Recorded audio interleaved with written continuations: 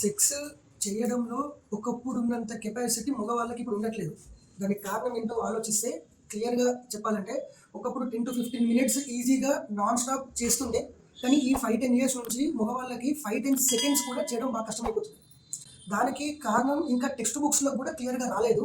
దానికి రీజన్ ఏంటి అంటే ఈ పోర్నోగ్రఫీ అండ్ ఎక్సెస్ మాస్టర్బేషన్.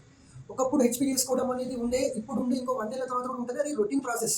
అయితే ఎన్ని వీడియోస్ చూసినా, మనకు ఆర్టికల్స్ చూసినా దానివల్ల ప్రాబ్లమ్ లేదనే వస్తుంది. ఎందుకంటే ఒకప్పుడు ఒక లిమిట్‌లో ఉంటుండే. ఇప్పుడు ఆ లిమిట్ అనేది అసలు లేనే లేదు. బౌండరీస్ లేవు. దానికి కారణం స్మార్ట్ ఫోన్స్. ప్రతి ఒక్కరి చేతిలో మినిమమ్ 20,000-30,000, 40,000, 1,00,000 వరకు ఫోన్స్ ఉన్నాయి. ప్లస్ ఈ జియో లాంటి కనెక్షన్స్ వచ్చినప్పుడు 5G అన్‌లిమిటెడ్ ఇవి వచ్చినప్పటి నుంచి అందరి చేతిలో ఫోన్స్, అన్‌లిమిటెడ్ డేటా.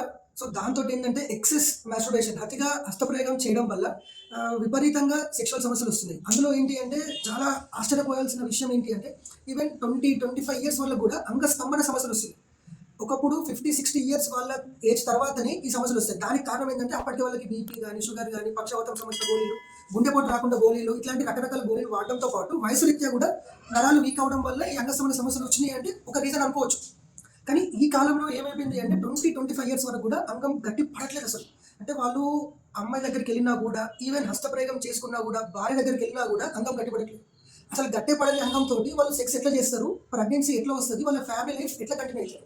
ఈ కారణం వల్ల డివోర్స్ రేట్లు కూడా చాలా పెరిగిపోయినాయి. ఒకప్పుడు అమ్మాయిలు ఏంటి అంటే జస్ట్ ప్రెగ్నెన్సీ వచ్చింది అంటే వాళ్ళు అడ్జస్ట్ అయిపోతుండే. కానీ ఇప్పుడు వాళ్ళు కూడా చదువుకుంటున్నారు. వాళ్ళకి కూడా డిమాండ్స్ పెరిగినాయి, నీడ్స్ పెరిగినాయి, డిజైర్స్ పెరిగినాయి. They are equally requesting and demanding for the sexual desire to be fulfilled.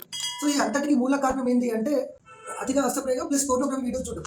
అయితే ఈ పోర్నోగ్రఫీ వీడియోస్ చూడడం వల్ల యాక్చువల్‌గా ప్రాబ్లమ్ ఏమైతదంటే ఈ పోర్నోగ్రఫీ వీడియోస్‌లో యాక్టింగ్ చేసే వాళ్ళు జనరల్‌గా సహజంగా ఉండకపోవచ్చు. వాళ్ళు ఏంటి అంటే ఇప్పుడు సింపుల్‌గా చూడాలి అంటే సినిమాల్లో మనకు రొటీన్‌గా కనిపించే అమ్మాయిలు ఉంటారు జనరల్‌గా. అంటే మోస్ట్ బ్యూటిఫుల్ గర్ల్స్ వాళ్ళే ఉంటారు. సెలక్షన్ క్రైటీరియా ఉంటది. అట్లనే ఈ పోర్నోగ్రఫీలో కూడా చాలా సెక్సీగా ఉన్న ఫిగర్స్‌ని జనరల్‌గా తీసుకుంటారు. ఇంకొకటి అక్కడ వాడే కెమెరాస్ గాని, యాంగిల్స్ గాని వాళ్ళందరూ ప్రొఫెషనల్స్ ఉంటారు. రెండోది ఏంటంటే వాళ్ళకి అదే పని రోజు కాబట్టి వాళ్ళు ఇంకో రకంగా చూస్తారు. వాళ్ళు కొన్ని మెడికేషన్ తీసుకోవడం వల్ల కూడా ఎక్కువ పర్ఫార్మెన్స్ ఉంటది. రకరకాల యాంగిల్స్‌లో ఇవన్నీ చూపడం వల్ల మెయిన్ ఏమైతుంటదంటే ఆ సెక్షువల్ స్టిమ్యులస్‌కి ఇక్కడ ట్యూన్ అయిపోతారు మాస్టర్బేషన్ చేస్తూ. సో ఇక్కడ రియాలిటీ లైఫ్‌కి వచ్చేసరికి సెక్స్ అంటే ఒక సింపుల్ యాక్టివిటీ. ఎట్లా లైట్ బంద్ చేసుకొని ఒక రూమ్‌లో ఇద్దరు కలవడం.